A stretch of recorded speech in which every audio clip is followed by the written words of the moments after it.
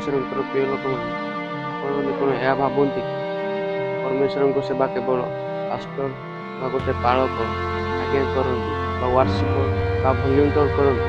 ଯଦି ଆପଣ ଏହା ଭାବୁଅଛନ୍ତି ମୋର ପ୍ରିୟମାନେ, ଆପଣ ଭୁଲ ଭାବୁଅଛନ୍ତି।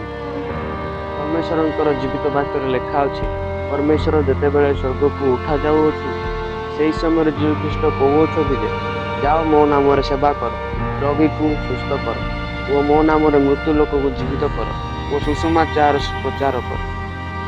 ଏଠାରେ ଯୀଶୁଖ୍ରୀଷ୍ଟ ପର୍ସନାଲ ଜଣକୁ କହିଲେ ନାହିଁ ମୋର ପ୍ରିୟ। ସେହି ସ୍ଥାନରେ ଯେତେ ଲୋକ ସେ ଉପସ୍ଥିତ ଥିଲେ ସେହି ସମସ୍ତଙ୍କୁ କହିଲେ। ସେବା ବିଭିନ୍ନ ପ୍ରକାର ଅଟେ, ଯଥା ଆପଣଙ୍କର ଫାଇନାନ୍ସିଆଲ ଗୁଣିକି ସେବା କରିପାରନ୍ତି ଓ ତାହାଙ୍କର ନାମକୁ ପ୍ରଚାର କରିବା ଗୋଟେ ସେବା ଅଟେ। ତାହାଙ୍କର ନାମର ଆରାଧନା କରିବା ଗୋଟେ ସେବା ଅଟେ। ଯଦି ଆପଣମାନେ ପରମେଶ୍ୱରଙ୍କ ସେବା କରୁଅଛୁ, ଆପଣ 2 ଗୁଣ ଆଦର ପାଇବେ ମୋର ପ୍ରିୟମାନେ। କାରଣ ପରମେଶ୍ୱରଙ୍କର ବାକ୍ୟ କୁହେ, ପରମେଶ୍ୱରଙ୍କର ଦାସମାନଙ୍କୁ ପରମେଶ୍ୱର 2 ଗୁଣ। ଯେତେବେଳେ ପରମେଶ୍ୱର ସ୍ୱର୍ଗକୁ ଉଠାଯାଉଥିଲେ ସେତେବେଳେ ପରମେଶ୍ୱର କହିଲେ ମୋ ନାମରେ ସେବା କର। ତ ପରମେଶ୍ୱର ଆମମାନଙ୍କୁ ଗୋଟେ ସେବକ ହିସାବରେ ଦେଖଉଛନ୍ତି ମୋ ପ୍ରିୟମାନେ। ଯେତେବେଳେ ଆମେ ସେବକ ଆମକୁ ଯାଜକ ରୂପରେ ଦେଖଉଛନ୍ତି ମୋ ପ୍ରିୟ। ଆପଣ ପରମେଶ୍ୱରଙ୍କ ସେବା କରୁଅଛନ୍ତି ତ ଆପଣଙ୍କର ଫାଇନାନ୍ସିଆଲ, ଆପଣଙ୍କର ପରିବାର, ଆପଣଙ୍କର ସମସ୍ତ ବିଷୟ ଯାହା ବି ଆଜି ନିଚକୁ ଯାଇଅଛି ତାହା ରହିବ ଯୀଶୁଖ୍ରୀଷ୍ଟଙ୍କ ନାମରେ ମଧ୍ୟ।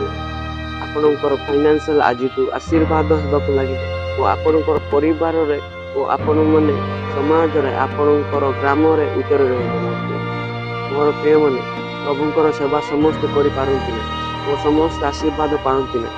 ଯେତେବେଳେ ଆପଣ ନିଜର ଜୀବନକୁ ପ୍ରଭୁଙ୍କ ଠାରେ ଦେବେ ଓ ଆତ୍ମା ଦ୍ୱାରା ଚାଳିତ ହୋଇ ତାହାଙ୍କର ସେବା କରିବେ ଓ ନିଜ ଜୀବନର ସମସ୍ତ ବିଷୟକୁ ପ୍ରଭୁଙ୍କ ନିକଟରେ ସମର୍ପିତ କରିବେ ଓ ସମସ୍ତ ଶରୀର ବିଷୟ ଛାଡ଼ି ତାହାଙ୍କ ଠାରେ ବିଶ୍ୱାସରେ ଓ ଭରସାରେ ତାହାଙ୍କ ପଥରେ ଚାଲିବେ ଓ ତାହାଙ୍କ ସତ୍ୟତାରେ ଚାଲିବେ, ତହିଁରେ ଆପଣ ପରମେଶ୍ୱରଙ୍କ ଠାରେ ଗ୍ରାହ୍ୟ ଯୋଗ୍ୟ ହେବେ ମୋର ପ୍ରିୟ।